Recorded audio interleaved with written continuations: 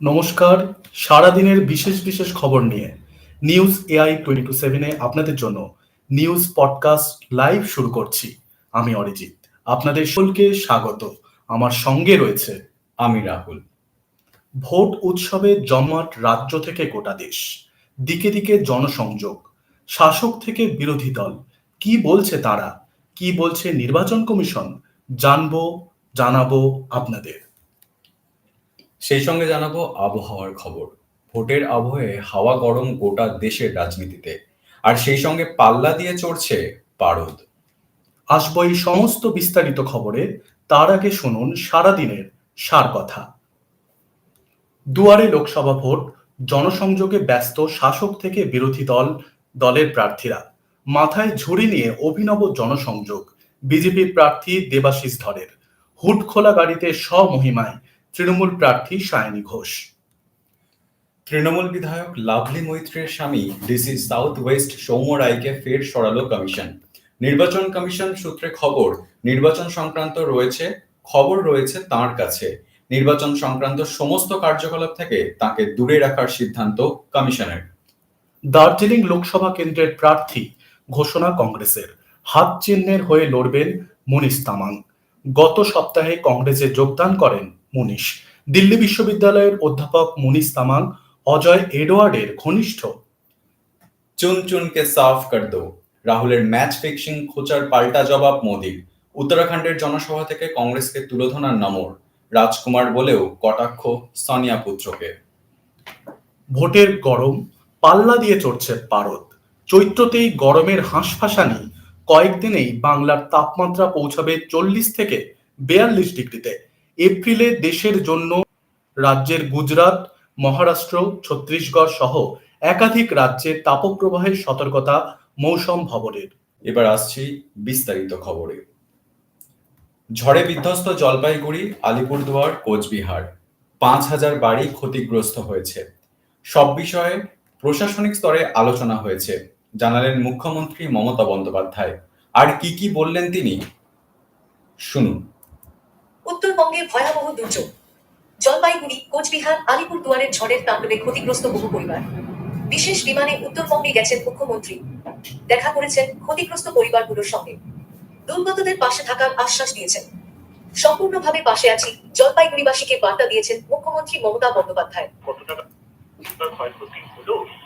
দেখো, এগুলো প্রাইভেট আছে। 5,000 বাড়ি নষ্ট হয়েছে মোট, এটা আমাদের হয়ে গেছে সার্ভে।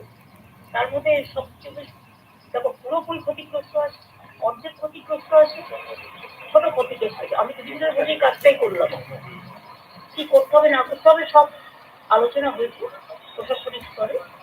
সুতরাং যদি তুমি ছোট বড় সব মিলেও 5,000, কুচবিহার, আলিপুরদুয়ার, জলপাইগুড়ি মিলে। আর যদি তুমি শুধু ড্যামেজ দেখাও, সেটা আমি ডিটেলস বলতে হবে, কারণ আমি চাই না কোনো ডিসক্রিমিনেশন। আর সবাইকে কিটসও দিয়ে দিচ্ছে প্রশাসন, যেটা তার মধ্যে থালা, বাসন, কড়াই, ওই যে ডিটেলসটা থাকে ডিজাস্টারে।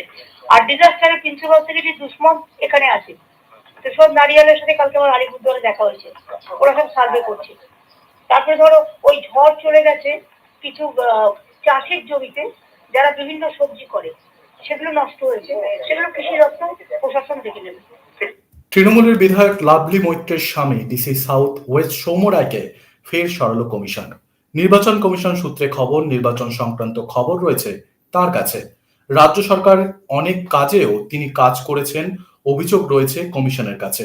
তাই নির্বাচন সংক্রান্ত সমস্ত কার্যকলাপ থেকে তাকে দূরে রাখার সিদ্ধান্ত নিল কমিশন। এর আগে 21-এ বিধানসভায় ভোটের মুখে নির্বাচনী কার্যকলাপ থেকে সরানো হয়েছিল কর্মরত আইপিএস সৌম্য রায়কে। অন্যদিকে লক্ষ্মী ভাণ্ডারের পর এবার সরস্বতী ভাণ্ডার। শুনেই ভাবছেন কি সেটা? না, এটা কোনো সরকারি প্রকল্প নয়, সম্পূর্ণ ব্যক্তিগত উদ্যোগ। রাজনৈতিক নেতা নেত্রীদের অশালীন ভাষা ব্যবহারের প্রতিবাদে এই উদ্যোগ শিল্পী মহল ও সমাজসেবীদের তরফ থেকে। এই বিষয়ে কি জানালেন অভিনেত্রী ও সমাজসেবী ঝর্ণা ভট্টাচার্য, শুনুন নিজে। আমরা যারা শিল্প সাহিত্য নিয়ে চর্চা করি, তারা তো আর ব্রহ্ম দিয়ে যেমন সৃষ্টি হয়, ওখান থেকে সেরকম দাবানল তৈরি হয়। এখন ব্রহ্ম থেকে দাবানল তৈরি হচ্ছে। আমার বাচ্চা কার্টুন দেখতে গিয়ে খবরের চ্যানেল চলে আসছে, যদি দুটো কথা শোনে তার মনে কিন্তু একটা ভয় ঢুকে যাচ্ছে যে কাদের কাছে আমাদের সমাজটা রয়েছে। তারা আমরা আমাদের নতুন প্রজন্মকে কি দিয়ে যাচ্ছি। আমাদের ভাষা ছাড়া চলতে থাকলে আমাদের এই যুগটা কিন্তু সন্ত্রাসের যুগ বলেই পরিচিত। তাই ভাষাকে সংযত করে রাজাগিরি আগেও ছিল, রাজাগিরি এখনো আছে। এখন সোশ্যাল মিডিয়ার যুগ, এখন আমরা অনেক কিছু অনেক তাড়াতাড়ি জেনে যাই। সেখানে আমাদের আমরা যারা বংশদর্শক তাদেরকে অনেক সংযত হওয়া উচিত যে আমাদের আগামী প্রজন্ম কিরকম হবে এবং আমাদের আগামী প্রজন্ম যদি সুষ্ঠুভাবে বেড়ে ওঠে আমরা একটা সুন্দর পৃথিবী দেখতে পাবো। লোকসভা নির্বাচনের আগে গোটা দেশে জারি আদর্শ আচরণবিধি। বহু জায়গায় এই বিধি লঙ্ঘন হচ্ছে। কি বলছে নির্বাচন কমিশন? শুনুন। প্রপোজাল হয়েছে, অর্থাৎ মডেল কোড অফ কন্ডাক্টে যে সমস্ত পোস্টার এগুলো রিমিট করা হয় তার মোট সংখ্যা হচ্ছে 5,96,660। গতকাল পর্যন্ত এই ফিগার ছিল 5,76,860। লাইসেন্স আর্মস যেটা জমা পড়েছে এখনো পর্যন্ত 52,157টি লাইসেন্স আর্মসের মধ্যে 35,883টি আর্মস জমা পড়েছে গতকাল পর্যন্ত। আজকে পর্যন্ত জমা পড়েছে 36,448টি আর্মস। নাকা যেগুলি চলছে তার মধ্যে অন্য স্টেটের সাথে যে নাকা চলছে 93টি এবং আমাদের রাজ্যের ভিতরে যে নাকা পয়েন্টগুলি চলছে তার মোট সংখ্যা হচ্ছে 634। এছাড়া এনফোর্সমেন্টের যে টিমগুলি রয়েছে এই নাকার সঙ্গে সঙ্গে ফ্লাইং স্কোয়াড এবং স্ট্যাটিক সার্ভেলেন্স টিম, তো এই ফ্লাইং স্কোয়াডের মোট সংখ্যা হচ্ছে 970 গতকাল পর্যন্ত ছিল, এটা একটু কমেছে, এখন আজকে অবধি এটা 967।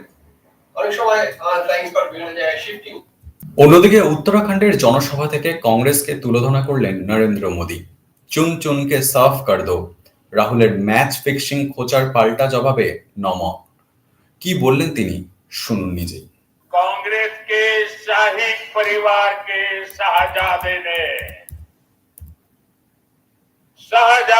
ऐलान किया है कि अगर देश ने तीसरी बार बीजेपी सरकार को चुनी आग लग जाएगी।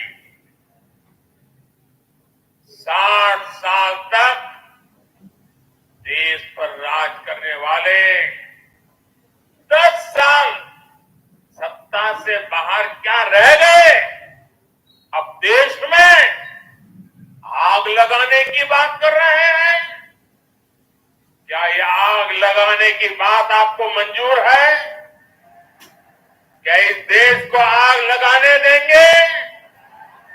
क्या आग लगाने की ये भाषा उचित है? क्या ये आग लगाने वाली भाषा लोकतंत्र की भाषा है? ऐसे लोगों को सजा करोगे, पक्की सजा करोगे, चुन चुन करके साफ कर दो। इस बार इनको मैदान में मत रहने दो भाइयों। এপ্রিল মাসেই আরো চড়বে পারদ। গোটা দেশের তাপপ্রবাহের সতর্কতা। কোন কোন রাজ্যে কবে থেকে তাপপ্রবাহ? কি বলছে মৌসুম ভবন? কেমন গরম পড়বে বাংলায়? তাপপ্রবাহ থেকে কি রেহাই পাবে বঙ্গবাসী? শুনুন এই রিপোর্টে। বলবে এটা বসন্তকাল, গরমে হাঁসফাঁস করছে বঙ্গবাসী। একদিকে ভোটের গরম, অন্যদিকে চড়ছে পারদ। আর কয়েকদিনের মধ্যেই বাংলায় 40 থেকে 42 ডিগ্রিতে পৌঁছবে তাপমাত্রা, জানিয়েছে হাওয়া অফিস। প্রখর রোদে বেলা 12টার পর বাইরে থাকা এখনই দায় হয়ে যাচ্ছে, গোটা গরমটাই এখনো বাকি। শুধু বাংলা নয়, অসহ্য গরমে পূর্বে দেশের বিভিন্ন প্রান্তের মানুষ। এপ্রিল মে জুনে দেশের অধিকাংশ অঞ্চলে মাত্রাতিরিক্ত গরম পড়বে। সবচেয়ে খারাপ পরিস্থিতি হতে পারে মধ্য ও পশ্চিম ভারতের রাজ্যগুলিতে। আগামী 2 মাসে একটানা 10 থেকে 20 দিন দাবদাহ চলবে দেশের বিভিন্ন রাজ্যগুলিতে। এপ্রিলে কোন কোন রাজ্যে তাপপ্রবাহ হতে পারে? গুজরাট, মধ্য মহারাষ্ট্র, উত্তর কর্ণাটক, রাজস্থান, মধ্যপ্রদেশ, ওড়িশা, উত্তর ছত্তিশগড় ও অন্ধ্রপ্রদেশে তাপপ্রবাহের সতর্কতা রয়েছে। তবে এপ্রিলে তাপপ্রবাহের আশঙ্কা নেই বাংলায়, মৌসুম ভবন সূত্রে খবর। খবর আপাতত এই পর্যন্তই। আরো খবর জানতে সাবস্ক্রাইব করুন নিউজ এআই 24x7 কে। নিউজ এআই 24x7 এর পডকাস্টের প্রয়াস শুরু হয়েছে গতকাল থেকে, এবং আমাদের এই প্রয়াসের পেছনে আমাদের টিম যারা কাজ করছে আমরা সকলকে ধন্যবাদ জানাচ্ছি। তারা অবিরাম আমাদের খবর দিয়ে যাচ্ছে এবং আমরা সেইভাবেই কাজ করে চলেছি।